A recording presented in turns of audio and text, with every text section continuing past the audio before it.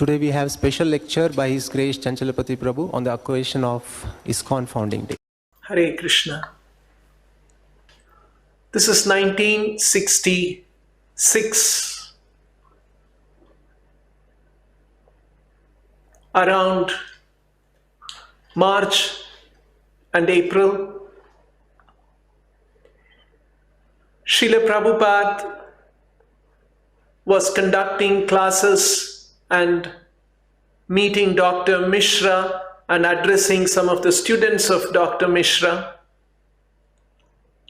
But Dr. Mishra had an impersonal idea, and Srila Prabhupada would speak from the Vaishnava point of view. And there was a little bit of a discomfort for Dr. Mishra. So there was one person, young person, Paul Murray. He invited Swamiji if he can come to his loft in Lower Manhattan in a place called Bowery. Those days, Srila Prabhupada used to have a journal, and he would keep track of various things that are happening on a day-to-day basis. So in one of those diaries, Prabhupada makes an entry that before he moved to Paul's place at Bowery, he conducts a program there, and he writes that as an experiment, I'm conducting this program, and the program went on well. But not so many people, there were about 8 or 10 people attending. But Prabhupada was happy because he had no obligations like with Dr. Mishra. He could speak freely to that audience. And so Srila Prabhupada is seriously considering moving to Lower Manhattan at 94 Bowery. So Prabhupada goes back and forth many times, stays overnight with in Paul's loft. And Paul is a young, about 17, 18-year-old American, young boy, taking to Krishna consciousness quite eagerly, wanting to hear from Prabhupada and understand Krishna consciousness.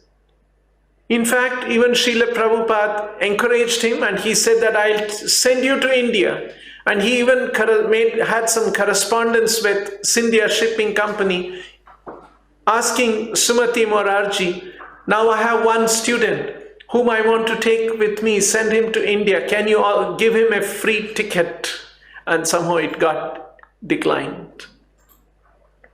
So Paul was taking to Krishna consciousness quite seriously, and Prabhupada was spending a lot of time with him. And then at a certain point of time, he tells Dr. Mishra that he's going to move over. And Prabhupada comes to 94 Bowery, and this is a loft on the 4th floor. It is 4th floor from American standards. It's from Indian standards. It's on the 3rd floor. Ground plus 1st, 2nd, 3rd. It was a big open space loft, and Srila Prabhupada had made an arrangement to have a curtain, and Prabhupada would sit behind the curtain, and there was a wooden table and 2 chairs. One chair on which Prabhupada would sit and work. He had a typewriter. One of the students had given him a typewriter, and so he was using that typewriter. And he had the manuscript, which was about 1 foot high, sheets of paper, and he would be preparing the manuscript, typing his books. And whenever there is somebody, he would go and talk to them, and they would come and sit and talk to him. or there was this big hall, open space, where Prabhupada would conduct the kirtans, would conduct the bhajans, and give classes. So there was this kind of a privacy, and Prabhupada liked it very much. This goes on for a few weeks, about 2 months. Young Americans are coming and they are hearing his classes. Actually, it was around that time Srila Prabhupada begins to contemplate on incorporating the society. There was one young American, Carl, who would come and meet Srila Prabhupada.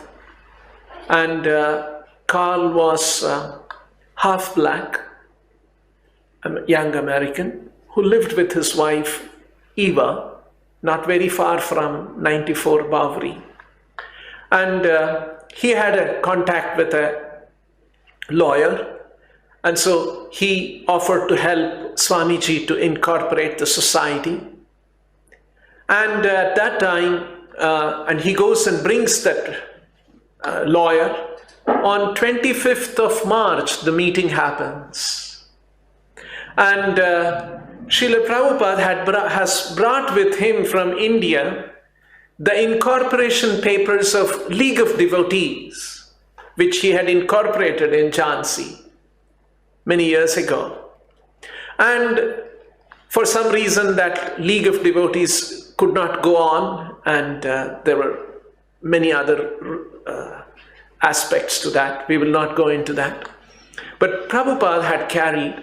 In fact, after Srila Prabhupada wound up League of Devotees activities in Jhansi and moved to Vrindavan, he was all along contemplating about an international society. Much later, devotees discovered in one of the trunks that Prabhupada had few pages of the document, Memorandum of Association. And in fact, this was typed in October of 1963, so 2 years before Srila Prabhupada embarked on the Jaladuta voyage. So in October of 1963, Srila Prabhupada had prepared this document. It's very interesting. Even in 1963, Prabhupada was having all these aspirations. He called it the League of Devotees. And the second line, it says, incorporated in United States. Prabhupada is in Vrindavan. He's not gone to America. But he was already thinking that this should be incorporated in the United States. The name of the society is League of Devotees, Inc.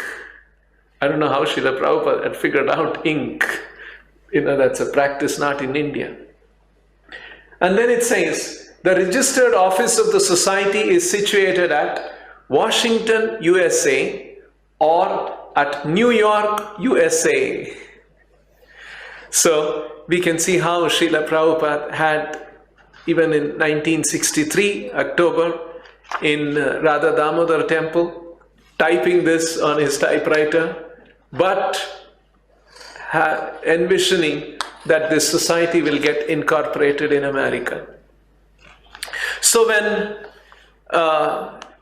this lawyer, Goldsmith, comes and meets Swamiji, he gives him some of these documents which has the objectives of the society, rules and regulations and all of those kind of things. And then he takes that and then he puts it in, he understands that, and in a way that is suitable for according to American laws. And he prepares the documents. And once Prabhupada goes to meet the lawyer in his office, and a few of these kind of interactions are happening between the lawyer, and then according to American law, they had to put a board in front of the office for 15 days to see if there is anyone objecting to it or whatever the legal procedure was. So all of this was happening in 94 Bowery. And this sign was put up, and the lawyer said that this should be there publicly seen for 15 days, and after that we will be ready to incorporate. And although Paul was showing a lot of interest in Krishna consciousness, but he could not give up his addiction to drugs. Very often he would be drugged, and Prabhupada had to tolerate that. And Prabhupada had grand plans, and Paul would respond to some extent. Prabhupada was thinking that we should convert, this is a big loft, this is very suitable for a temple. We should get Radha Krishna deities from Jaipur or Vrindavan. He talked about all of that. And Paul was very interested to know that Swamiji has these ideas. And so the idea was that Prabhupada's plan was to establish the temple there in the loft on the 4th floor, 94 Bhavri. But very often, Paul, although submissive to Prabhupada, when Prabhupada would give class, sometimes he would ask for water. Paul would very, very faithfully go behind, bring a glass of water, give it to Swamiji, and Prabhupada would drink, and then he would pick up the glass. So he was quite subservient, like a good student.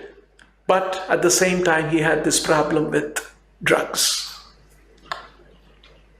And when you are living very closely with another Prabhupada, an elderly person, very experienced, seen different things in life, pure devotee, and here there is a 17, 18-year-old American. And there were occasions where things were not very pleasant. Prabhupada would point out some mistakes, and he would become a little annoyed.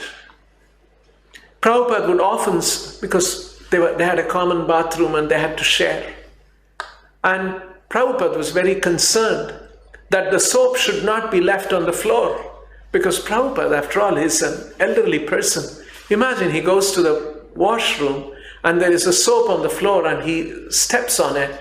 He can slip and there can be an accident. So Prabhupada would talk about that, but invariably Paul would leave the soap on the floor. Small things like that. And Prabhupada was somehow tolerating. And then one day, Paul had taken an overdose of those drugs. And it was about, actually, it happens a few times. And Prabhupada records that in his diary. One night at 10 o'clock, Prabhupada was still typing, and Paul became very annoyed. And he got into an argument, and Prabhupada said, "All right, I will not type." And he stopped typing. And it was not a very pleasant experience. Prabhupada does not elaborate on that, what exactly happened. He just writes that an incident extraordinary happened last night at 10 o'clock. And Paul became angry and upset. And then the next day, some of the young devotees who are coming, one of them, importantly, was Carl. Carl later on becomes Chanchalapati Dasa, an initiated devotee. Swamiji tells Carl about that this kind of an experience I had the previous night. And Prabhupada writes that also in the diary. I shared this with Carl. And so Carl hears that one, and then he says that yes, somehow things are not going on very well with Srila Prabhupada, with Swamiji and Paul. And then one day in the morning, Prabhupada is there, Paul is there in the loft. Prabhupada is doing his work at the table, and Paul under the effect of the drug, he starts moaning and walking up and down in the loft. And then he begins to walk very, very quickly, and that moaning becomes louder and louder. And Swamiji is wondering what is happening to him. And he starts running up and down, and he's shouting and screaming. So Prabhupada is watching all this. And then he's speaking incoherently, loudly, and then he goes up and down running, and then he comes and stares at Srila Prabhupada. So Prabhupada asks him, yes, what happened? Calm down. But Paul is not in his senses. He is angry, and he is screaming, shouting, angry at Prabhupada. In that kind of a state, so Srila Prabhupada realizes that, this man has gone crazy, and he can probably do some harm to him. So Prabhupada slowly rises from his chair, walks to the door, and Paul is still screaming, shouting, running, and doing all of that. Slowly he opens the door, closes, and comes down. He's back down in the street in Manhattan. And he's thinking now what to do.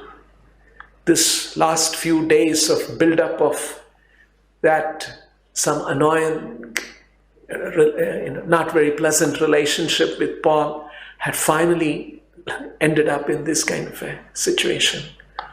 And Prabhupada began to think what to do next. All his belongings are up there, and this man it's not at all safe for a frail, elderly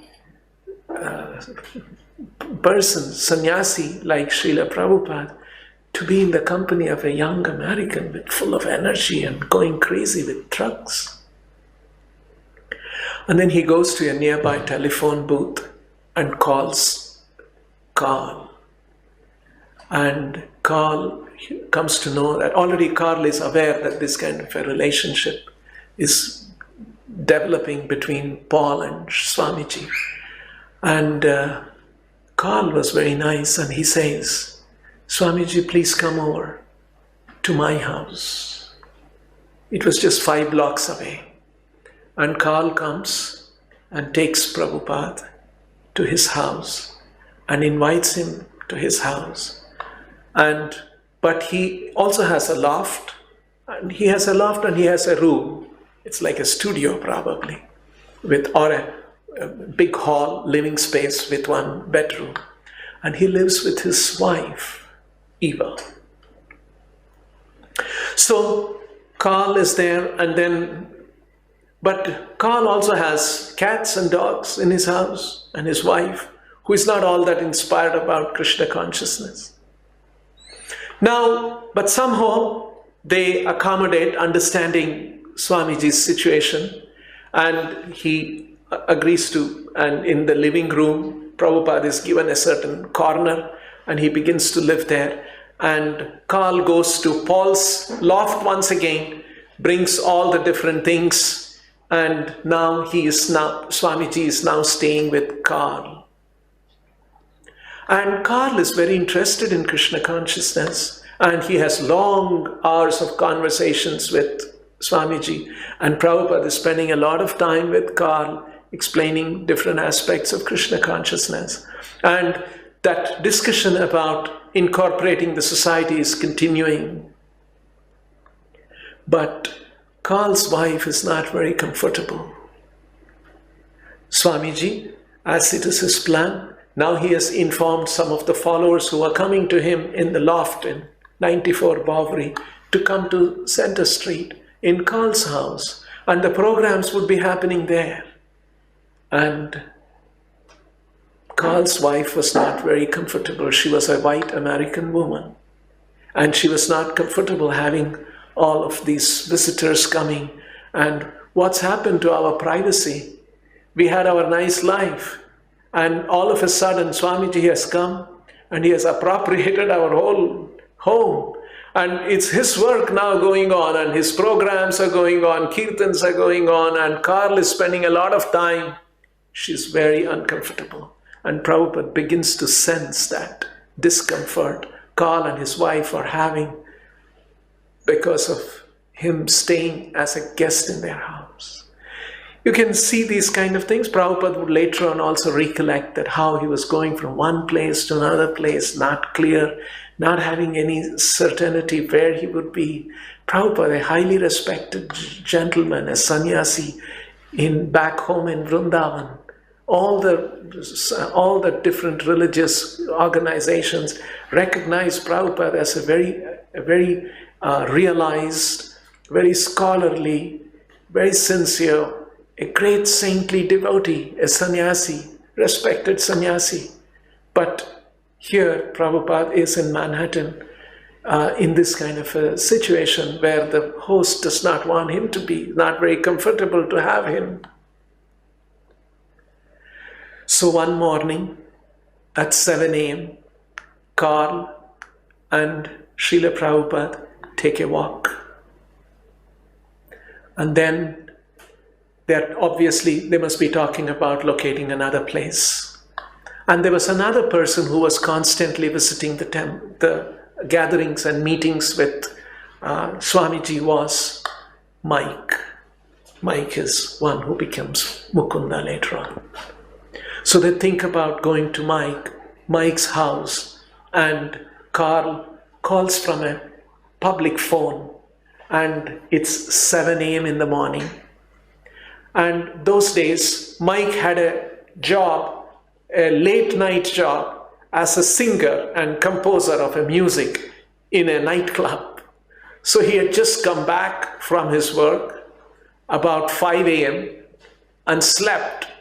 And 2 hours later, he gets this phone call and just wakes up from his sleep and takes the phone call, and Carl says, Mike, I'm Carl here, I want to come and see you.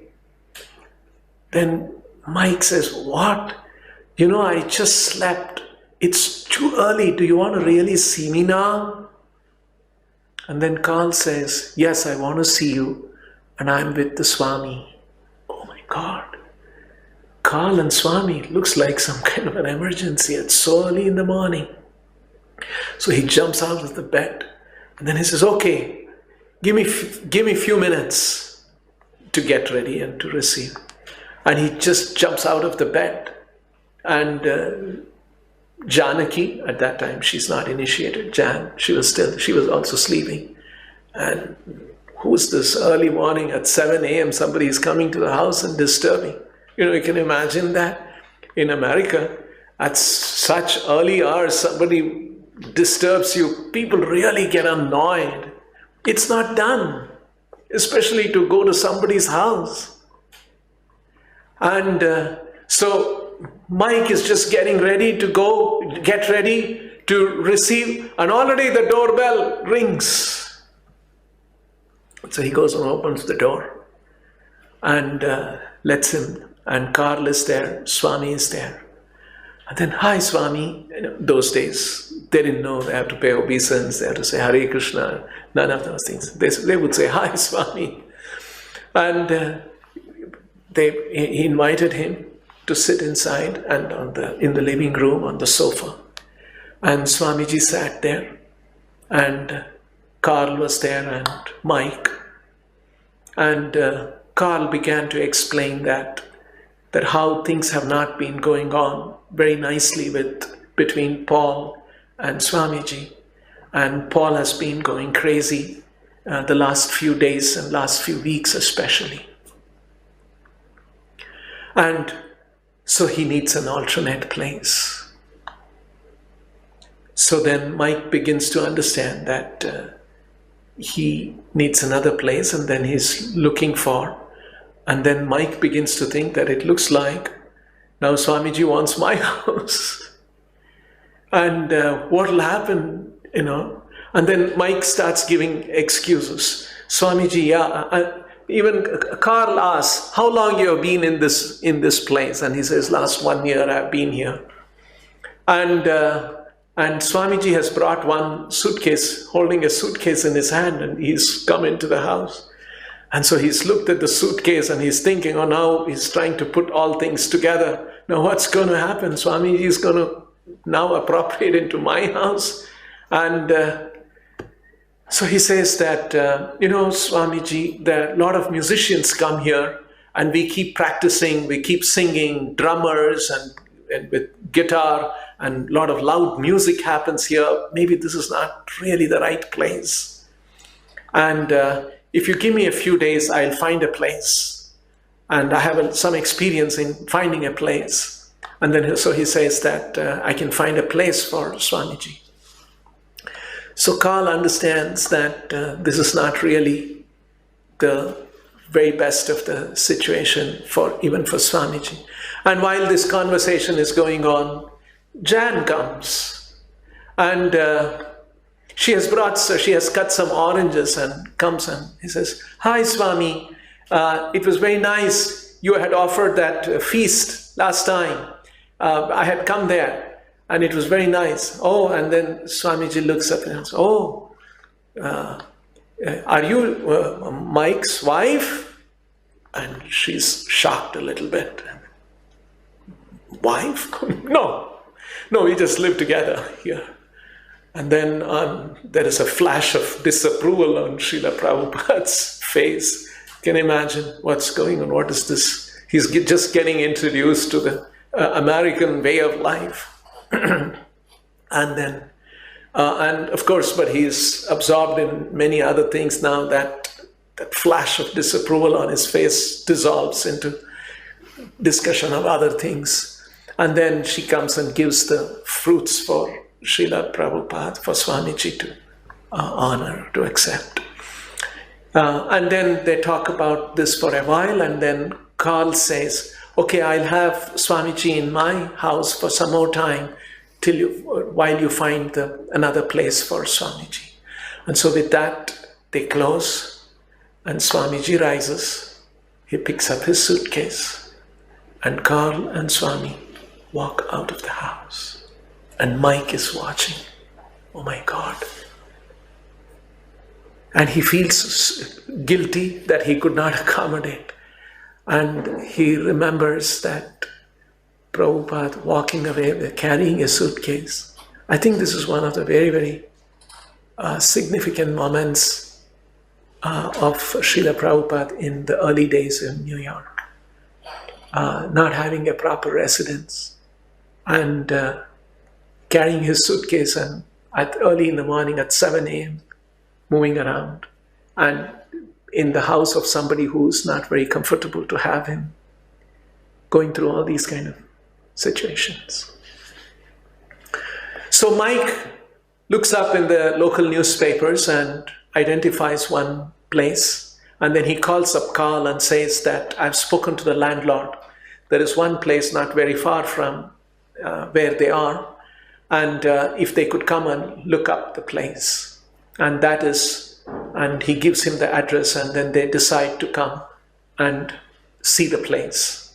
So Swamiji and Carl walk to this place, and Mike has already gone to that place, 26 2nd Avenue, and the landlord is there. And Mike begins to explain to him that this Swamiji, he's an Indian Swami. He wants to conduct classes, and he's the author of a few books, and he has met the Prime Minister of India, and the Prime Minister of India has appreciated his books. And he's giving him an introduction of Swamiji. And they're talking for a few minutes, and then outside the building, outside the storefront. And in a few minutes, Carl and Swamiji comes, and they shake hands.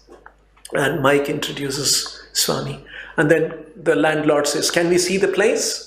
And they open the door. He has a big key bunch and unlocks and opens the door. And they see it's an empty, open storefront.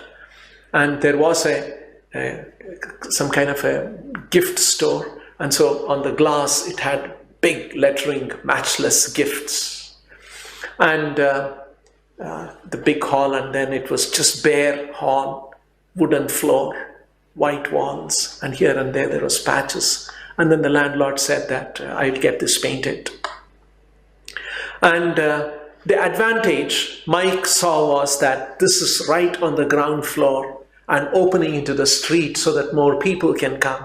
Unlike 94 Bowery, which was on the 4th floor, and one had to go up to the 4th floor and not so accessible, not so visible to public. So Mike thought that this was this was an advantage. And Swamiji saw that one, and he also instantly said that, yes, this is a good place. And then the next question was, Carl asked, what is the rent for this place? So the landlord says the rent is $100 a month. So Swamiji looks at him and he says, these two, Mike and Carl, they are members of my society, and they pay a monthly fee of $21. And I want you also to become a member of my society. Mike is thinking, what? Society? Member? I'm not any member. But then he's thinking, okay, Swamiji is actually talking about something. And then he lets Swamiji do the talk. And then Swamiji has brought the 3 books, the Bhagavatam. He opens from his bag and he hands over the books and says, I want you also to become a member and pay a $21. And you don't have to pay anything actually.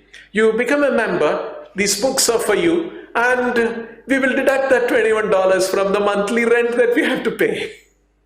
And so already the landlord, he's just met Swami, elderly person, saffron robes, come from India, scholar, author of books, and he's hearing about all these things, and he's sort of taken aback. And then he's sort of, he didn't have much to say, and he's sort of accepting the offer very graciously. And then he looks at the book, and then he turns the pages. It must have taken quite a lot of effort to write these books. And Swamiji is nodding and he's saying, yes. And then the landlord says, there is one apartment behind. If you are interested, I can show you that. Carl says, yes, can we see that? And then they go out through the back door and come to the courtyard there. And then they walk up the step on the first floor. There is a apartment with 2 rooms. And Carl and Swamiji and all of them, they see, and then they ask, how much is the rent? And they say $85 for that. So 100 for that. 100 has now become 79 and 85 here. And so Carl and Mike look at each other and say, between 2 of us, I think we should find a way. And the landlord says, there's no deposit for this, and I'm happy to give this away without deposit. So they agree on to the whole thing. And he says, I'll get this painted. And so they walk out and the deal is made. And on July 1st, Swamiji gets possession of the storefront and the apartment. And from Center Street, a few of his followers, they carry different things. Somebody is carrying the typewriter, somebody is carrying the dictaphone, somebody is carrying the big suitcases, somebody is carrying a trunk full of books of Swamiji, and Swamiji is also carrying a trunk, and all of them walk from that place, come to 2nd Avenue, and they bring all the different things into the room and take it to the apartment. And on 1st of July, the Srila Prabhupada occupies this place and very soon starts conducting. This is a big hall and open to the street. A lot of people can come. It is more accessible, more visible, much better than 94 Bowery. And so Prabhupada starts conducting. And then between the lawyer and Swamiji, that discussion is still going on. And then in one of those discussions, when Swamiji suggests the name that this will be known as International Society for Krishna Consciousness, the lawyer says that maybe you should call it International Society for God Consciousness, because nobody knows Krishna in America. So Swamiji says, no, God consciousness is a very vague term, and this should be known as Krishna consciousness, and this society will make Krishna known all over the world. If people don't know who is Krishna, this society will make Krishna known all over the world. That was the kind of reasoning that Prabhupada had, that God consciousness is a very vague word. And he used the word Krishna consciousness. And in fact, the word Krishna consciousness was also coined by Srila Prabhupada, which later on he would say that he drew that on the basis of one expression that Rupa Goswami had used in one of his works. Krishna Bhakti Rasa Bhavita Matihi. Matihi means consciousness. Consciousness, Bhavita means imbued with. And consciousness which is imbued with Krishna Bhakti Rasa. So that's how Prabhupada had coined that word, Krishna consciousness. And he wanted this to be a society of Krishna consciousness for devotees to come together who are practicing. And as per the vision of his spiritual instruction of his spiritual master, and as per the prophecy of Chaitanya Mahaprabhu, this has to be an international society. And that's how the name International Society for Krishna Consciousness came up. And so one morning, on 13th of July, Srila Prabhupada is speaking, early morning, 7 a.m. lecture, and there are a few young followers, and then he's talking, and the lawyer comes there with the papers, and he comes at the back of the room when the class is happening, and Prabhupada is sitting at the far end and addressing a few devotees who are sitting in front of him, and the door is at the far end. The door opens and the lawyer comes in. He takes off his shoes, and he is sitting on a ledge there and waiting for the class to get over. And then at the end of the class, Prabhupada invites. So here we have the lawyer, so-and-so, please come forward. And as you all know, we are going to start this society. And he has brought the papers. And I want some of you to sign and give your name. Mike, can you give your name? And all of them, they are all young followers, and they want to help Swamiji. And if Swamiji, if they can help by signing a document and help Swamiji incorporate a society. Those days, the thinking among them was that if you have the society incorporated as a non-profit, you will get some benefits, you can collect some donations, and you may get some tax exemptions and those kind of things. So that is the reason why Swamiji has a big vision. What is his vision? To create a worldwide society of Krishna consciousness. They all could not comprehend. They thought it is to get some tax exemption or to collect some donation. And Swamiji wants some help, and we will help him. We will put our signature. So the papers are distributed among a few of them. They all sign, and they become members of the society. And then the lawyer takes those things and then gets the thing incorporated. And that is how the International Society for Krishna Consciousness was founded. And this happened on 13th of July, 1966, at 26 2nd Avenue, New York.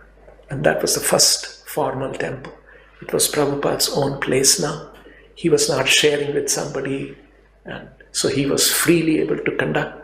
He had that apartment behind, so he would spend time there typing, and he would come down and have classes, and the kirtans would happen. This was an ideal situation. And now you see, on July 1st, the Srila Prabhupada took possession of 26 2nd Avenue, and 13th of July, 13 days from the day of taking the possession, this society was incorporated. And after that, many, many more temples began to happen, expand, and now we have the wonderful movement that Srila Prabhupada created, International Society for Krishna Consciousness. Hare Krishna.